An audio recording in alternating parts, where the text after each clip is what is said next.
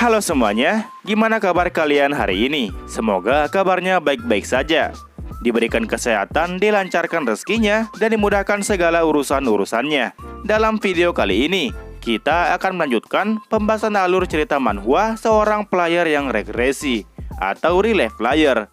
Nampaknya alur cerita semakin seru nih, dimana Yunha pada chapter kali ini akan pergi secara langsung untuk bertarung melawan Kraken sendirian. Penasaran gimana lanjutannya?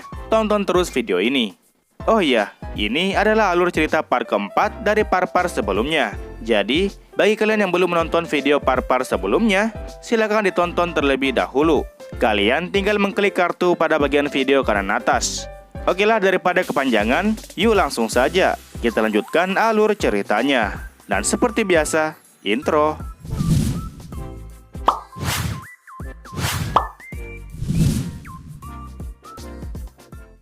Yunha yang berlari ke arah Kraken kemudian mulai mengalirkan mana kepada kakinya. Yunha mengeluarkan sebuah teknik yang disebut sebagai Sky Step atau tapak langit, yang melangkah dari satu mobil ke mobil yang lain. Teknik ini tentu saja berakibat fatal kepada tubuh Yunha sendiri yang masih kecil. Tetapi Yunha saat ini mau tak mau harus memaksakannya.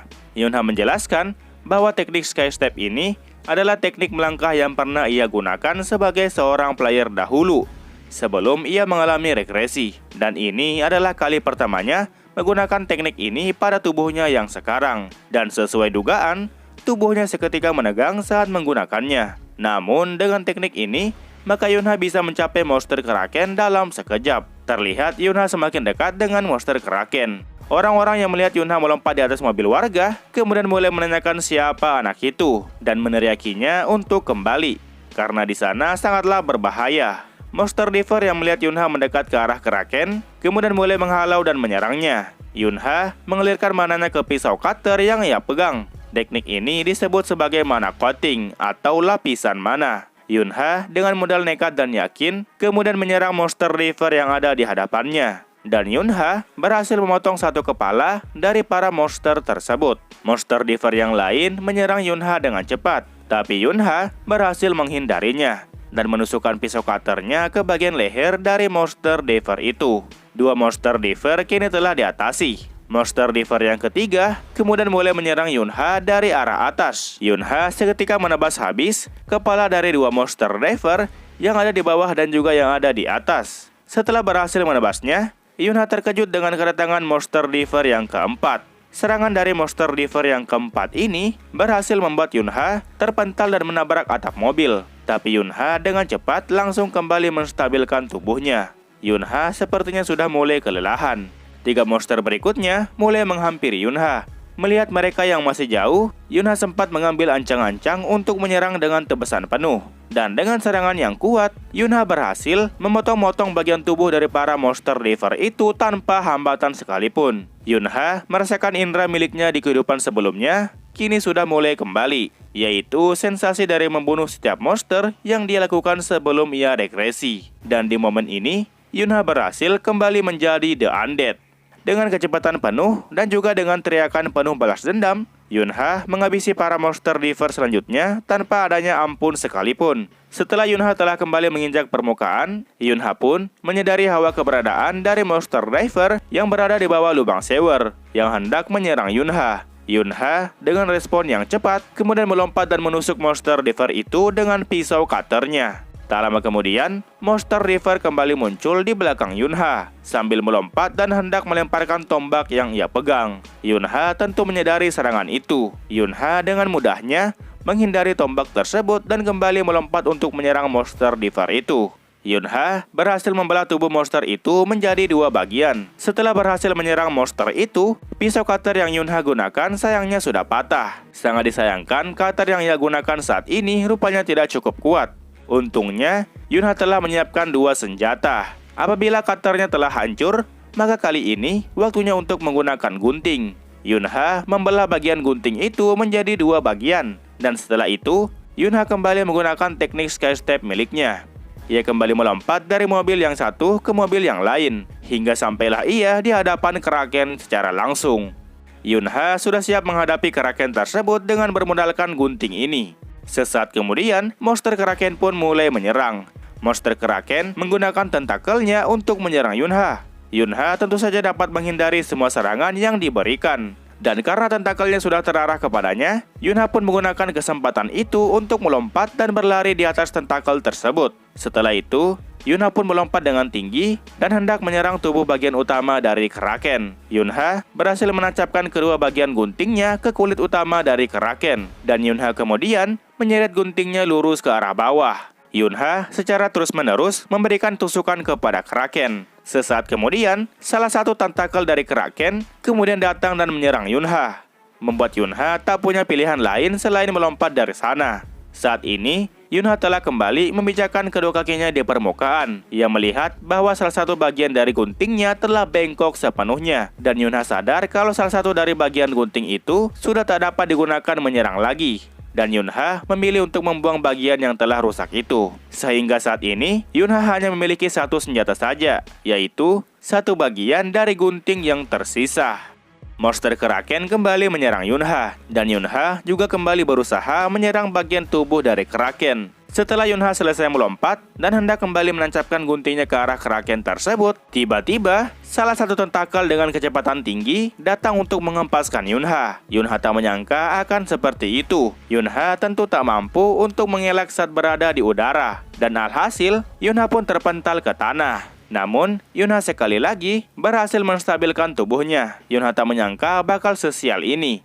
Dan parahnya lagi, Yunha sekarang bahkan sudah hampir kehabisan mana. Monster Kraken kemudian kembali memberikan serangan kepada tiang penyangga jembatan tempat Yunha berdiri. Yunha lagi-lagi tak bisa menebak arah serangannya. Yunha melompat dari batu ke batu yang telah hancur. Nampaknya Kraken telah serius untuk menghancurkan jembatan tol itu. Di lain sisi, Yunha pun mendarat dengan selamat ke permukaan yang masih bagus. Monster Kraken kali ini mengambil truk peti kemas dan melemparnya ke arah Yunha. Yunha kembali mengeluarkan aliran mananya sambil menyiapkan kuda-kuda. Yunha berteriak memberitahu si Kraken bahwa dia sudah kelewatan. Yunha mengalirkan energi mananya yang besar kepada gunting terakhir itu, dan Yunha mengangkatnya ke arah atas. Seketika itu juga, truk peti kemas yang menghampiri Yunha seketika dibelah menjadi dua. Dan setelah itu, ledakan pun terjadi di belakang Yunha. Yunha kini nampaknya sudah kehabisan mana. Kesadarannya perlahan mulai menghilang, dan Yunha kemudian jatuh ke tanah dengan mata masih terbuka. Seluruh tubuhnya mengalami getaran yang hebat. Ia sama sekali tak bisa menggerakkan tubuhnya. Yunha menduga bahwa saat ini ia mengalami apa yang disebut dengan mana depletion, atau mana yang telah menipis. Yunha berusaha agar tidak kehilangan kesadaran, karena kalau Yunha pingsan di sini, maka semua pengorbanannya akan menjadi sia-sia. Tetapi, mau seberapa keras Yunha berusaha agar tetap bisa sadar, kedua matanya pun perlahan-lahan tertutup sendiri. Tapi tiba-tiba, Yunha memukul tanah dengan keras. Di dalam hati, ia terus-terusan berkata kalau ia masih belum bisa pingsan saat ini. Yunha tak akan membiarkan semuanya berakhir begitu saja. Di dalam hati, Yunha sangat menginginkan agar bisa hidup tenang dan bahagia bersama keluarganya. Melihat Yunha yang kembali bangun, Monster Kraken pun mengerahkan tentakelnya lagi ke arah Yunha. Meski sekujur tubuhnya gemetaran, Yunha tetap tidak mau mati di tempat seperti ini. Maka dari itu, Yunha akan berusaha sampai akhir.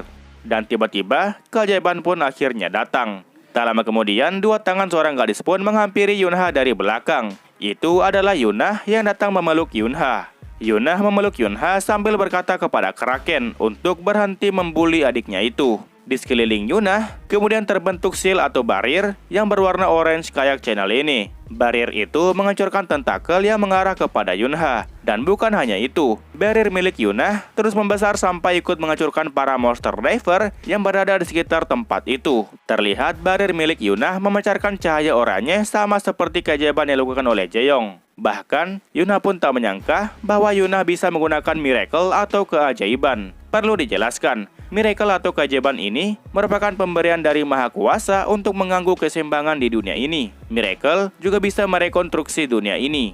Nah, seingat dari Yunha, sebelum ia mengalami regresi, Yunha hanya mengenal 4 orang saja yang diberkati oleh kekuatan miracle ini. Terlihat ada 3 orang yang masih dirahasiakan, dan yang satunya sudah diperlihatkan kepada kita pada chapter pertama. Di antara keempat orang yang telah diberkati oleh miracle ini, hanya ada 1 orang yang paling Yunha percayai, yaitu rekan sejatinya yang bernama Lee Yu-jeong.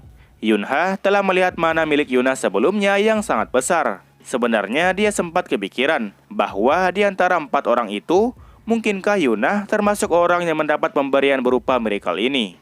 Yuna memeluk erat tubuh dari Yunha sambil mengatakan bahwa sekarang sudah tidak apa-apa. Di sini, Yunha melihat bekas luka yang dimilikinya telah sembuh seketika.